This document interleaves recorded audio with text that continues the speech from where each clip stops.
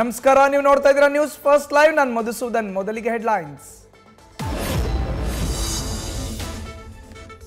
ಪ್ರತಿ ಟನ್ ಕಬ್ಬಿಗೆ 3,500 ರೂಪಾಯಿ ನಿಗದಿ ಮಾಡೋಕೆ ಆಗ್ರಹ.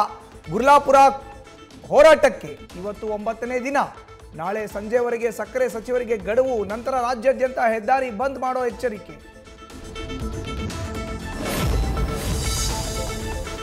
ಬಾಗಲಕೋಟೆಯ ಹುನಗುಂದ ಇಳಕಲ್ನಲ್ಲೂ ರೈತರ ಪ್ರತಿಭಟನೆ. ಬೆಳ್ಳಂಬೆಳಗ್ಗೆಯೇ ಹೆದ್ದಾರಿಯನ್ನ ತಡೆದು ಆಕ್ರೋಶ. ಕಮತಗಿ ಕ್ರಾಸ್ ಬಳಿ ರಾಯಚೂರು ಬೆಳಗಾವಿ ಹೆದ್ದಾರಿಯಲ್ಲಿ ರಸ್ತೆಗೆ ಕಲ್ಲು ಅಡ್ಡ ಇಟ್ಟು ಪ್ರತಿಭಟನೆ.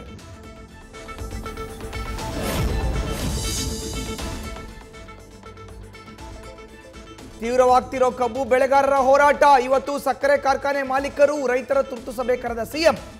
ಬೆಳಿಗ್ಗೆ 11 ಗಂಟೆಗೆ ಸಕ್ಕರೆ ಕಾರ್ಖಾನೆ ಮಾಲೀಕರು, ಮಧ್ಯಾಹ್ನ 1ಕ್ಕೆ ರೈತರ ಜೊತೆ ಮೀಟಿಂಗ್. ಪರಿಹಾರ ಕ್ರಮ ಕೈಗೊಳ್ಳಬೇಕಾಗಿರೋ ಒತ್ತಡದಲ್ಲಿ ಸಿದ್ದರಾಮಯ್ಯ.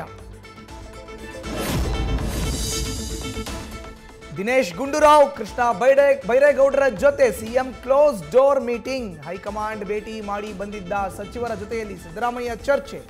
1.5 ಗಂಟೆಗೂ ಹೆಚ್ಚು ಕಾಲ ಮಾತಾಡಿ ಸಂಪೂರ್ಣ ವಿವರ ಪಡೆದ ಸಿದ್ದರಾಮಯ್ಯ.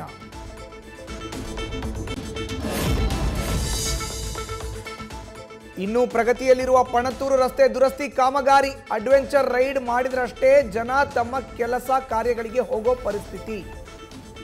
ವರ್ಷಗಳೇ ಕಳಿತು, ಕೆಲಸ ಮುಗಿಸೋದ್ಯಾವಾಗ ಅಂತ ಸ್ಥಳೀಯರ ಪ್ರಶ್ನೆ. ನ್ಯೂಸ್ ಫಸ್ಟ್, ನಿರ್ಭೀತಿಯಿಂದ ನಿಮ್ಮ ಪರವಾಗಿ.